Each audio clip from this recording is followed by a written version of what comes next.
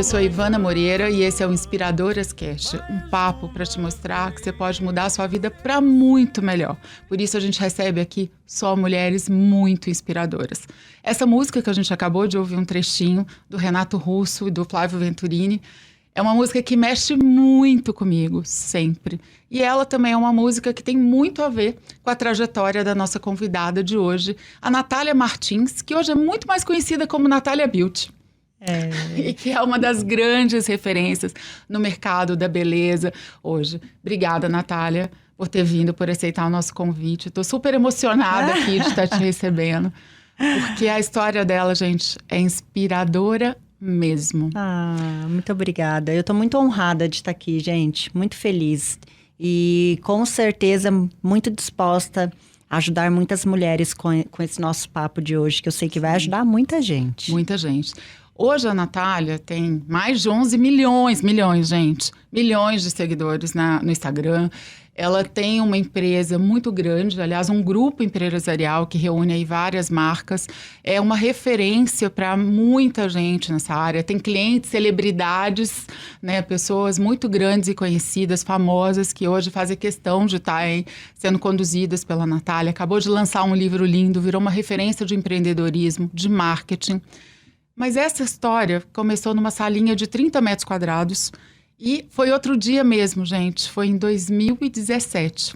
Então, tudo que a gente vai falar aqui é sobre também como as coisas podem se transformar rapidamente quando a gente toma algumas decisões. Exato. E eu queria começar daí, Natália. A sua história tem sido muito falada depois de 2017, mas conta pra gente um pouquinho quem era a Natália antes de 2017. A Natália, ela sempre foi uma mulher que nunca se viu como protagonista. Então, desde que eu era menina, eu já dependia do meu pai para tudo, tinha um controle absoluto. A mulher, e principalmente nos lares em que a mulher ela tem que obedecer ao homem, é sempre sim, senhor. Então, a obediência muito maior, que é mais machista, mas isso não é por mal, é cultural. Então, como ele veio de uma criação em Portugal, ele já veio com esse estilo mais controlador, mais machista de ser, porque lá ainda é assim, muito ainda. Então, eu sempre tive essa coisa da obediência muito forte, mas muito cedo eu fui morar, casei muito cedo, hoje eu entendo com a consciência que eu tenho hoje. Casou com quantos anos? 25. Mas foi rápido, porque foram 7 meses. Então, eu queria tanto sair de casa naquela época para ser livre, porque eu achei que aí então eu seria livre, que eu acabei casando muito rápido. E depois não deu certo, porque eu estava repetindo ciclos familiares. E nós, quando somos jovens, mulheres principalmente, a gente não entende que a gente repete o ciclo da nossa mãe, da nossa avó, da nossa bisavó, e as coisas vão se repetindo sempre. Então, eu me casei e aí eu fiquei mais dependente ainda, porque eu fiquei dependente do meu ex-marido. Então, a liberdade que eu sonhava, na verdade, não existiu. E é ruim depender financeiramente, porque você depende muito da alegria ou do estado de humor da outra pessoa quando você quer comprar alguma coisa, quando você quer fazer alguma coisa. Então, para a mulher realizar o sonho dela nessa dependência, ela sempre depende de agradar a pessoa que é o que tem o dinheiro, que decide o financeiro para ela realizar um sonho dela. Então, eu vi aquilo como uma escravidão silenciosa para muitas mulheres. E muitas mulheres ainda vivem nesse cenário. Por quê? Porque a gente acha que não consegue nada sozinha. A gente acha que sempre tem que ter uma figura do nosso lado para dar força, para a gente conseguir ser qualquer coisa na vida. Então, eu cresci nessa cultura. Só que aí, em 2017... Você estava morando no interior de São Paulo. Estava morando no interior. Aí, eu me mudei para o interior de São Paulo, engravidei muito cedo. Por causa do casamento? Sim, me mudei para lá, para São José do Rio Preto. E lá eu morei 2 anos e meio, que foi o tempo que durou o casamento. Então, aí foi quando nós nos divorciamos, porque não deu certo, deu errado. E aí, no começo de 2017, eu voltei a morar na casa dos meus pais, com a minha filha. Daí, já 2 anos e meio de vida. E eu cheia de dívidas, né? Então, eu tava aquele retrato da mulher fracassada. Então, que não deu certo o casamento, que acabou com uma família, que era agora uma mãe solo, não se formou na faculdade.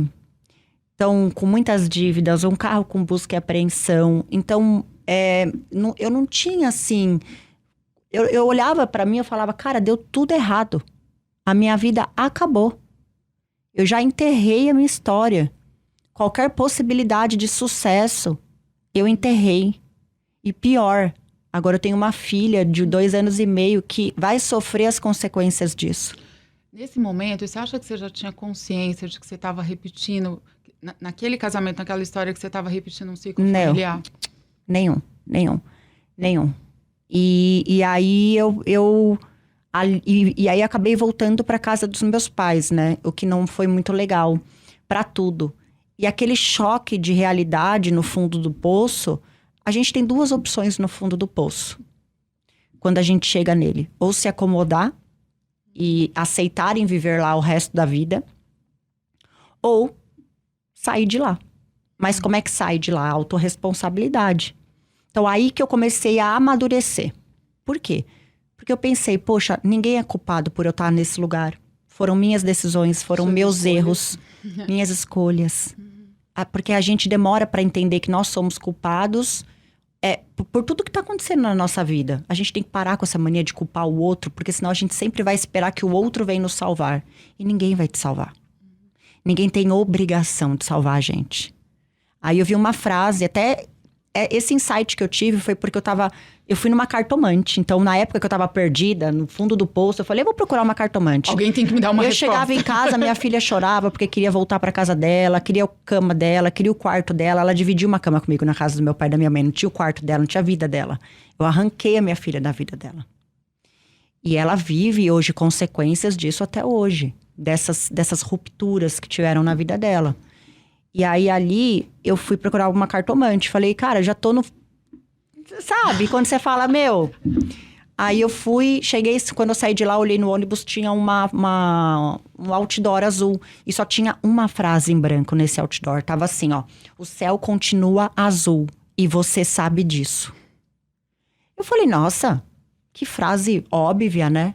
Então, mas é justamente isso. O mundo não vai parar de girar a Terra porque eu tô com problema. Porque vocês estão com problema, porque a gente tá com problema. As pessoas não têm que parar a vida delas para resolver o nosso problema. Aí que me deu um chá de realidade. Eu falei, eu tô nesse fundo do poço, ninguém vai vir aqui para me salvar. Eu vou ter que sair daqui. E aí eu comecei a atender as clientes na casa delas, fazer sobrancelha, porque eu sabia fazer sobrancelha.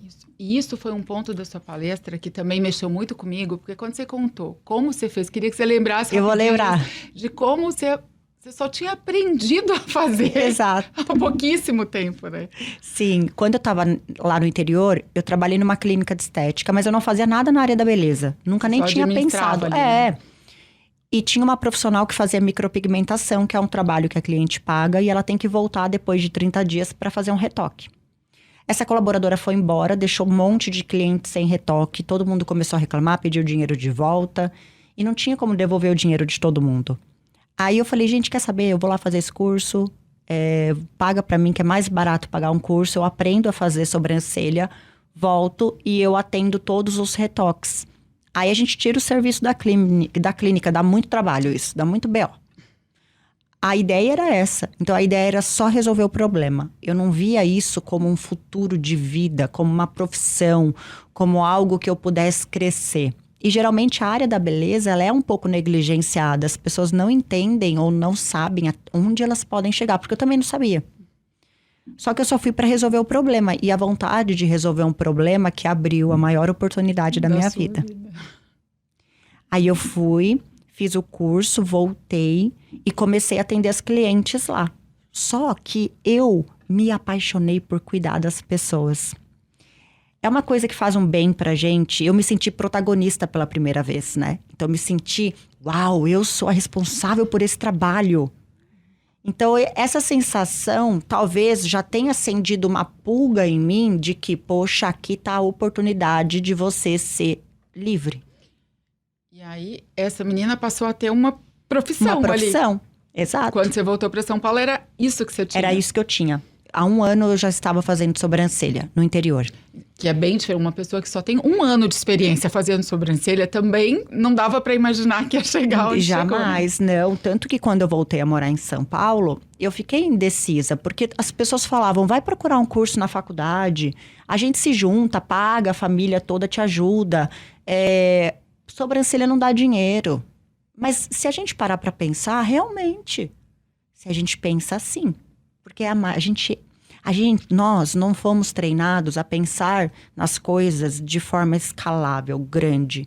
Como aquilo é só a ponta do iceberg, tem muito para explorar.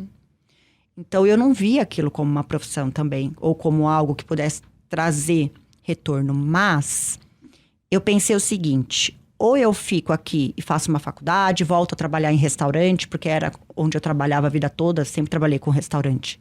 Volto a trabalhar lá e ok, eu vou ficar aqui confortável, na casa dos meus pais, com todas as limitações, claro, mas com comida feita, roupa lavada, né, se precisasse, ajuda para minha filha, mas eu não queria. Eu queria ser livre. Eu queria educar a minha filha do meu jeito, enfim, sem estresse, gritaria, ambiente hostil. E aí eu juntei, comecei a atender as clientes na casa delas, eu falei, não, vou fazer isso porque é o que eu sei. Comecei a atender as clientes na casa delas e eu tive que abrir mão de muitas convicções e crenças que eu tinha para eu dar esse passo. Porque a gente acha que não vai conseguir sozinha, que vai precisar de alguém.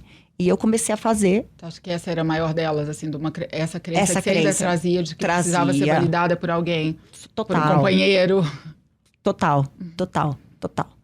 E aí eu também tive que curar e me perdoar. Né? Do quê? De tudo que aconteceu, assim, pro fim do casamento, como mãe, como esposa, como mulher. Então, eu me feri em várias esferas, se a gente parar pra pensar. Então, esse autoferimento a gente começa a carregar como culpa. E aí você acha que o problema de todas as pessoas que estavam em volta também são culpa sua. Então, essa culpa, ela traz algo muito perigoso, né? Então, eu me perdoei. Eu lembro que, nossa, as pessoas falavam pra mim, confia em Deus. Às vezes eu falava pro meu pai, por que eu tô passando isso? Ele falou, confia em Deus, filha, confia em Deus. E a gente demora pra entender. Aí teve um dia que eu falei, eu vou confiar no divino, no flow, na energia, vou me entregar e vou fazer o meu melhor. E aí, a partir dali, eu comecei a construir a minha nova realidade. Porque a gente só consegue construir no presente. E essa salinha, esse atendimento... Porque aí virou uma salinha. Porque você parou de atender em domicílio e criou a sua própria sala, onde Sim. Você começou só fazendo sobrancelha. Só sobrancelha. Só pra gente ter uma dimensão do que a gente tá falando, de capacidade de transformação, conta um pouquinho do que é hoje Natalia Beauty. Nossa, hoje Natalia Beauty é um ecossistema de empresas, de negócios, e hoje já são mais de 14 empresas. Então tem Natalia Beauty Pessoa como marca, que também é uma empresa, meu CPF. Tem a Natalia Beauty Clínica, unidade própria, tem franquia, tem educação online e presencial, tem soft skill, aí tem hard skill, tem produto B2C, B2B, tem gráfica, tem empresa digital. Então, a gente foi abrindo os braços de negócio, porque a marca deu um boom muito forte. E o que trouxe esse boom para a marca foi eu ter focado muito no que eu queria. Quando eu tive clareza do que eu queria na minha vida, e para minha vida, e para minha filha, para minha família, eu liguei uma marcha que eu falei, eu vou realizar isso. Então eu fiquei muito focada. Por muito tempo as pessoas não me veem em festa, as pessoas não me veem em nenhuma festa. Até hoje. Em balada, em fofoca, em não sei o quê. As pessoas não me veem porque eu sou ultra focada no que eu quero conquistar. Então, eu acho que isso também foi um fator muito importante para a velocidade que eu fiz tudo isso. Que foi muito rápido. E esse crescimento. Quando você apareceu muito na mídia, e era normal a gente ver notícias, parecia que você só tinha virado a moça da sobrancelha das celebridades. Exato. E que isso tinha aberto a porta e tudo ficou fácil. A gente sabe que não é assim, né? Não. Ter clientes famosos que te recomendam ajuda, mas não foi só isso. Até porque para chegar nesses clientes que te recomendam e são muito grandes, exige um esforço muito grande. Não foi fácil chegar até eles. Já não foi fácil. Porque hoje tem muita gente fazendo a mesma coisa. E você se destacar num mercado que já tinham gigantes nesse mercado. Então, eu comecei a me destacar, mas eu acho que foi um conjunto muito de timing de mercado, muito focada. Eu sempre estudei muito, então eu sempre quis ter a técnica mais natural, mais inovadora. Então, essa busca incessante e a habilidade de comunicação na rede social. Que é um dom que você tem, né? Você faz desenvolvi. isso com... Você já tinha um jeito ou é muito trabalho também? É muito trabalho, sim. Eu não tinha dicção. Eu falava de uma forma pra dentro, tímida. Eu tinha vergonha de me expressar. Eu tinha uma dicção muito travada. Então, foi desenvolvido. Na verdade, a necessidade que a gente... Quando você passa uma certa necessidade, você não olha mais... Tipo, não vou aparecer, não vou me desenvolver. Não, você só tem aquela opção. Então, aquela era a minha única opção de fazer dar certo, sabe? Então, eu falei, eu vou me desenvolver na comunicação, vou estudar sobre pessoas, vou ler tudo que eu puder sobre mentalidade, sobre cocriação, sobre consciência. De uma certa forma, você se preparou para esse sucesso que você está colhendo agora. Que eu ia falar um pouco disso, assim, que às vezes parece para quem está olhando de fora que é sorte, porque te apareceu a oportunidade X e tal, mas para muita gente a sorte passa, a oportunidade até passa e essa pessoa não está pronta. Exatamente. O que você teve que fazer? Você já contou um pouco aí dessa preparação toda, mas o que você acha que é fundamental para uma mulher estar pronta para o sucesso? Ela tem que se preparar primeiro emocionalmente. Então, a gente tem que trabalhar muito as crenças de merecimento para aceitar o sucesso. Porque a gente chega no sucesso e hoje eu vejo milhares de pessoas que atingem sucesso, mas não se sentem com sucesso. E aí se auto-sabotam e muitas vezes voltam para um lugar de insucesso. Então, eu acho que essa crença de merecimento, do tipo, eu mereço estar aqui. Eu mereço ganhar isso. Não foi fácil. Então, isso é difícil quando a gente atinge um certo sucesso. Então, tem que preparar a mentalidade para reconhecer o seu esforço na hora de chegar lá. E é muito tocante quando você fala isso, quando você estava dizendo dessas mulheres que não percebem isso. Foi parecendo um monte de mulheres na minha cabeça. Porque tem muito isso, né? Tem. As mulheres que não se permitem. Mulheres talentosíssimas, que sabem que você tem tudo para ver explodindo, com muito potencial, e que estão travadas ali. Travadas nessa chave. Nessa falta de permissão. De se permitir dar certo, né? Exato. E muitas porque às vezes tem um parceiro que não incentiva. Porque eu vejo hoje, isso é real. Muitas mulheres que começam a empreender ou querem sair de uma situação que elas estão vivendo e o homem se sente ameaçado, então ele começa a boicotá-la. Isso acontece muito. Então, assim, ela tem que ter alguém do lado dela que impulsiona ela, que coloca ela pra cima, que quando vê crescendo não boicota. E boicotar, não é que a pessoa vai te boicotar diretamente, vai ser indiretamente, com comentários negativos, falando coisas pra te desestimular, duvidando da sua capacidade. Isso é muito silencioso. Só que ela tem que perceber. Então, ela tem que ter uma mentalidade forte, estar ao lado de pessoas que inspiram, que motivam ela, que impulsionam. E assim, ter certeza de que onde ela tá, se não tiver legal, não é pra ela ficar. Não se acomodar no que tá ruim. Porque o que eu vejo muita mulher acomodada numa situação que pra ela já não tá legal. Trabalho, relacionamento, e ela vai deixando. Só que esse deixar, daqui a pouco ela tá num leito. Você entende? Sim, e do quanto isso vai adoecendo a pessoa, e cada vez ela tem menos força para fazer essa mudança, né? Exatamente, porque ela fala, pô, já tô aqui, por que eu vou mudar agora? E assim, não fazer o que ama é um perigo também.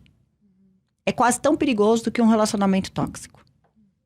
Então, nocivo para a saúde mental, para o equilíbrio. Total, que aí esse desequilíbrio mental e emocional, ele se traduz em doença. Né? E quando você fala disso, porque exige um autoconhecimento muito grande para conseguir enxergar isso tudo. E de todas as pessoas, todas as mulheres que têm passado por essa nossa mesa aqui, de algum jeito, foram mulheres que em algum momento toparam essa viagem do autoconhecimento. É para você fazer essa leitura toda e conseguir aproveitar as oportunidades que aparecem. É muito por causa disso que hoje apesar dessa sua agenda enorme, né, de como uma empresa tão grande hoje para gerenciar, saindo para fora do Brasil agora, Sim. né, eu tô aqui, parabéns pela sua primeira sede em Portugal, né, que você ainda guarda espaço para conseguir mentorar outras mulheres. Sim. Porque você podia não estar fazendo isso agora, a sua agenda provavelmente é com esforço que você consegue espaço. Por que é tão importante para você, na posição que você está, ainda estar mentorando outras mulheres? Porque as mulheres, elas precisam de referências. Só que não só referências que só tragam parte boa, sucesso, felicidade. Eu acho que falta aquela mulher que tem coragem de falar onde errou, porque errou, que o erro não justifica e que daqui para frente, muita mulher presa no erro, em erros que elas acham que cometeram. Muitas mulheres que não se sentem capazes. Por não conhecerem histórias que têm esse sofrimento junto, elas talvez não se vejam e não acham que conseguem. Então, o Brasil precisa de mulheres referência, que topem falar abertamente sobre a construção. E eu gosto muito de olhar para elas, e elas olham em mim, elas veem esperança, força, motivação. Às vezes, um sorriso que eu dou, um olhar que eu dou para ela já se sente inspirada, motivada, do tipo, se a Nath conseguiu, eu vou conseguir. Por que não? E eu acho que a sua história tem essa força, porque tem essa velocidade, né, do tempo que você construiu isso tudo, mas desse lugar comum que você saiu. É a história de uma mulher que está num relacionamento infeliz, levando a vida que não queria, fazendo um trabalho que não era exatamente o que fazia. É uma história muito comum, né?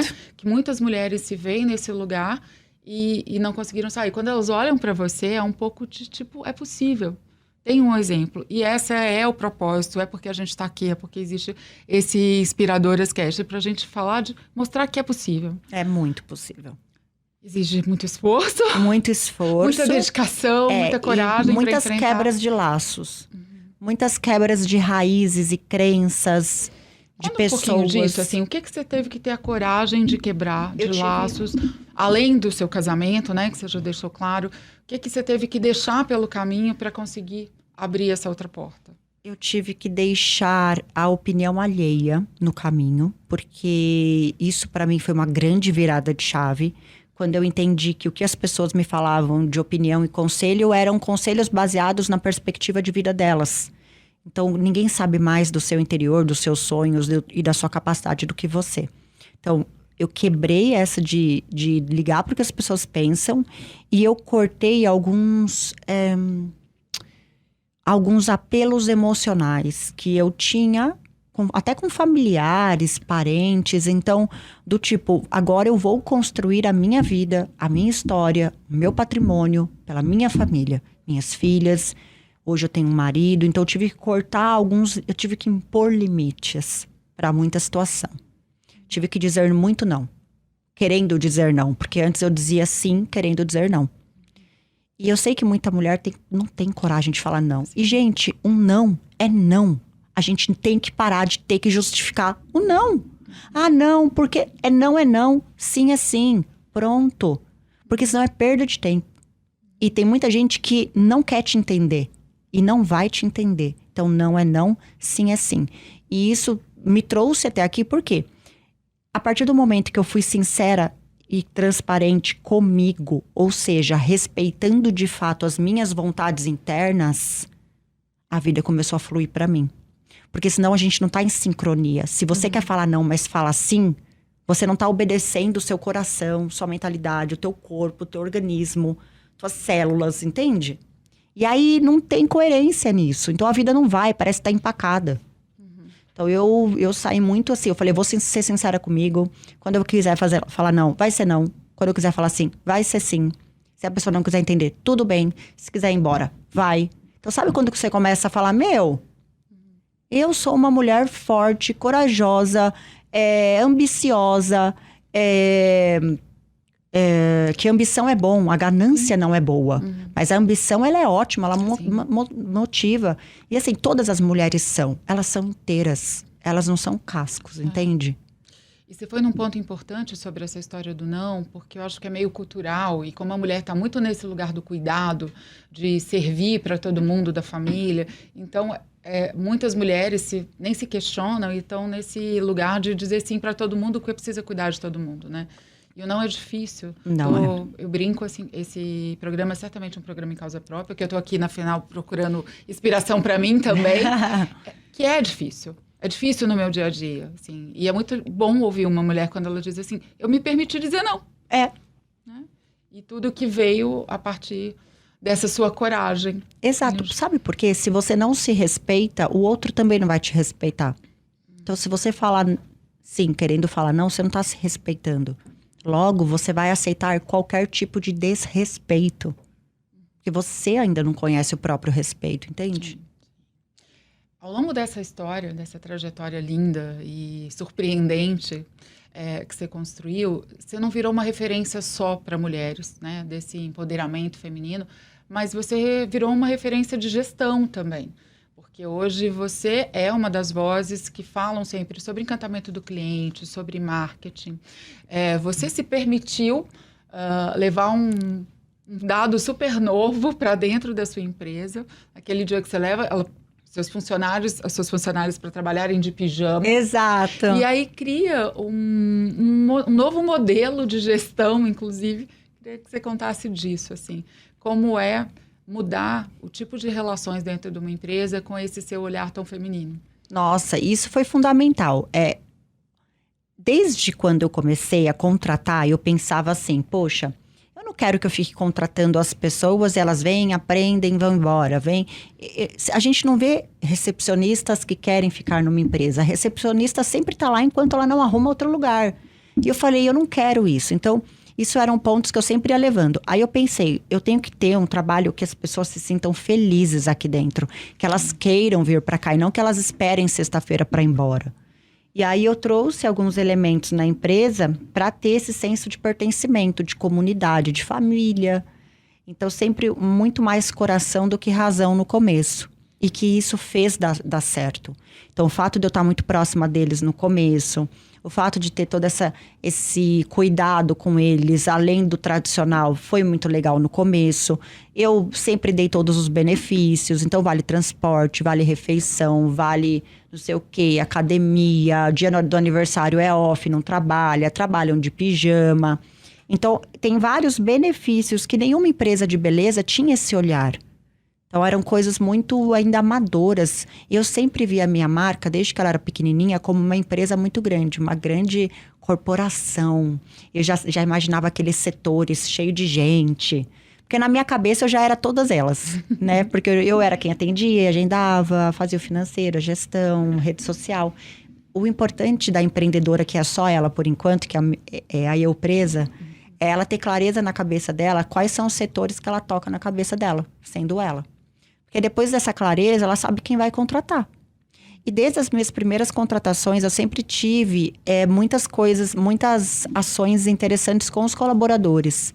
Então, desde a integração deles na empresa é diferente. Então, eles ganham um monte de cartinha, tem brinde, tem o pijama já. Então, conta pra gente. É o encantamento. A história do Pijama Rosa. Aliás, você lançou recentemente O Poder do Pijama Rosa, seu primeiro livro, né? Meu primeiro livro, lindo. E o que é, assim, como aconteceu o pijama? Como é que o Pijama Rosa virou um símbolo da sua empresa, da Natália? O que isso traduz? O Pijama Rosa, eu tava um dia atendendo uma cliente, tava muito frio em São Paulo nessa época. E eu tava atendendo uma cliente, eu lembro que a gente tava falando do frio. E eu falei, seria tão bom se a gente pudesse trabalhar de pijama, né? Aí ela falou, eu não acho. Aí nessa hora eu pensei, então eu vou fazer. Porque onde as pessoas não têm coragem, não tem concorrência. Então, eu levantei, eu lembro que eu pedi licença pra ela, falei que eu ia no toalete. E eu tinha uma assistente nessa época. E aí eu falei pra ela, amanhã tem curso, né? Eu já tava dando curso também. Então, amanhã eu quero dar o curso de pijama e quero que todo mundo vista pijama também. Eu, você e as alunas. E aí foi quando eu dei o curso de pijama do nada, em 2017, né? Era julho. E isso viralizou, assim, era muito menor a minha rede, mas na minha proporção daquela época, ele viralizou pro meu público ali. E aí todo mundo queria vir fazer meu curso. Por quê? Porque queriam ganhar o pijama. Eles perguntavam, mas eu vou ganhar o pijama? Então, naquele dia, o que eu entendi? Que se eu tivesse continuado vendendo o curso, eu não estaria aqui hoje. Eu comecei a vender o sentimento e a sensação de vestir o pijama. Então, eu comecei a trazer elementos emocionais, né? E emoção, né? A gente, empresas que se conectam emocionalmente com os clientes, elas vendem 80% mais. A emoção, ela é muito importante para fixar a memória, para não ser substituída, as marcas. Então, aquilo lá virou um símbolo, um ícone de branding da marca. E eu palestro de pijama, eles todos vestem pijama, os alunos vestem pijama. Virou mesmo parte da história. E virou um personagem que vai virar um desenho infantil, que é princesas de pijama. Legal. E que daí virou um outro negócio, um outro business. Essa sua cliente que não achou uma boa ideia trabalhar de pijama, você já teve chance de conversar com ela? Acredita que não, mas eu acho que ela já deve ter ouvido essa história. Eu acho que ela percebeu que talvez ela te ajudou a ter muito. Ela me provocou. Ela me provocou. A criar uma coisa que você não teria tido esse insight aí de fazer, né? Hoje, você se vê também como essa pessoa que pode ensinar muito de marketing com sentimento e emoção para as empresas tradicionais. Tem marcas que estão consolidadas aí, mas que ainda não entenderam que é sobre pessoas. Exato, que o as pessoas compram pessoas. São as pessoas. Eu tenho treinamentos de marketing, eu recebo vários empreendedores, assim, muito engessados. Donos de agência, até. Isso é muito legal, porque eu não estudei marketing. Eu fiz marketing. É diferente estudar e fazer. Então, não me formei na faculdade, mas eu sei construir uma marca. Eu sei o que uma marca precisa para se destacar, sem blá, blá, blá, sem muita teoria. Eu sei o que uma pessoa precisa para se destacar. Então, eu metodizei tudo isso. E aí, todo mundo que vem fica meio assim, não impressionado, mas fala, cara, é tão simples se a gente parar para pensar, conseguir atingir o emocional das pessoas, só que exige coragem, constância, esforço, pivotar muitas vezes o negócio que já está com uma comunicação mais atrasada. Então, precisa de disposição. Mas é muito simples. Você falou uma coisa importante, que você não estudou marketing, mas você fez marketing. E você estudou um monte de coisas ao longo dos últimos anos. Um monte de empresas eu estudei e apliquei. Mas você continua sem ter feito uma faculdade. Você podia imaginar? Claro que não. Sabe, para aquela família que eu já fui dar aula em faculdades de marketing aqui em São Paulo. Eu fui dar aula já. Lá, tipo, eu falei, gente, não sou formada. E eu falo, vocês são muito privilegiados por estarem aqui. Então, respeitem essa oportunidade. Sim. Porque eu adoraria ter feito uma faculdade. Mas eu ainda pretendo. Sabe quando você vai ficando mais madura? E aí, eu acredito que eu vou chegar num determinado momento da minha vida que eu vou falar, tá, beleza. E agora? Então, a hora que der uma acalmada, hoje eu tô buscando posição no mercado de várias formas, agora com marca de cosmético, maquiagem, tudo. Então, quando isso tudo der uma acalmada, eu vou buscar uma formação. Eu gosto muito de arquitetura, eu gosto muito de design de interiores, eu gosto de arte. Então, eu vou ainda para alguma coisa. Não tenho dúvida. E talvez você não faça nenhuma só. Talvez a gente encontre quando você tenha feito várias. Mas é muito legal que você também possa dizer que isso também não é um limitador. Não. Porque muita gente, às vezes, se bloqueia dizendo isso. Mas eu nem pude fazer uma faculdade. Mas eu não tive dinheiro para fazer uma faculdade. A minha família não pôde me apoiar para fazer uma faculdade. Exatamente. Você construiu tudo que você construiu. E não foi essa faculdade que foi o primeiro degrau para você construir tudo? Não foi. E a gente tem... E enquanto as pessoas ficam justificando a falta de sucesso delas com outras coisas, elas sempre vão se sentir confortáveis no próprio fracasso. Sim. Sabe por quê? Porque é muito mais fácil falar que não conseguiu porque não fez faculdade, ou porque o pai e a mãe eram controladores, ou porque teve um relacionamento de insucesso. Tá, e daí? Isso é sobre os outros. E sobre você. O que você fez em relação a isso? Tendo consciência que tudo isso te põe pra baixo, te afunda? Nada. Então a culpa não é dos outros, é só sua. É muito importante isso mesmo.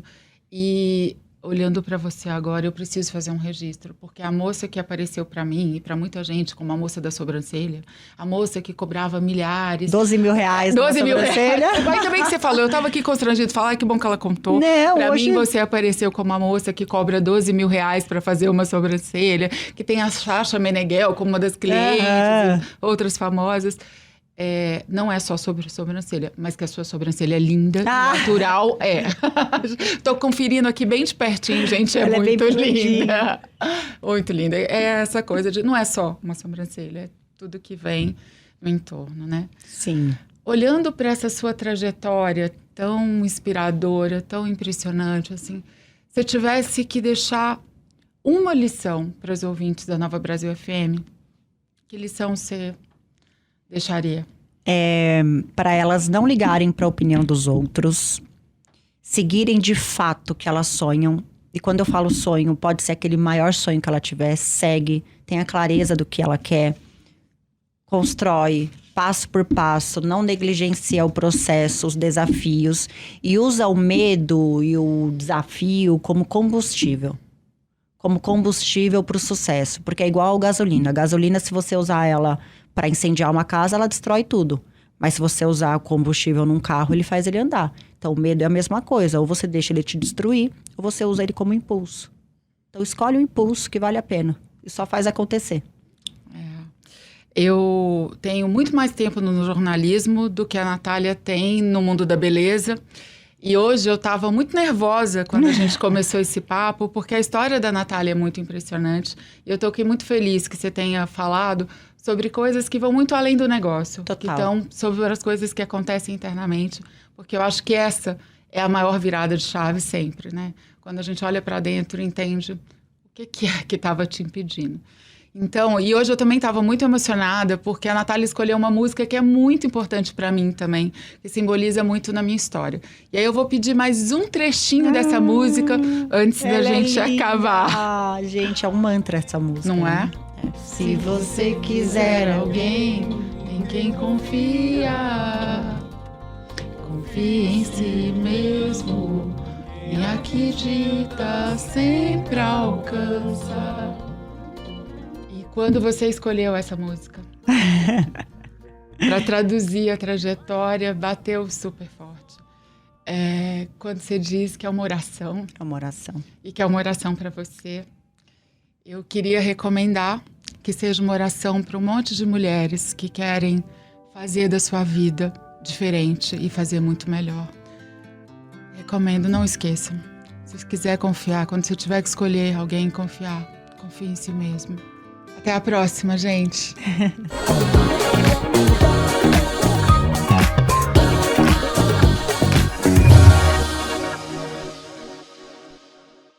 Oferecimento Eduz, a plataforma para quem quer vender e ensinar online.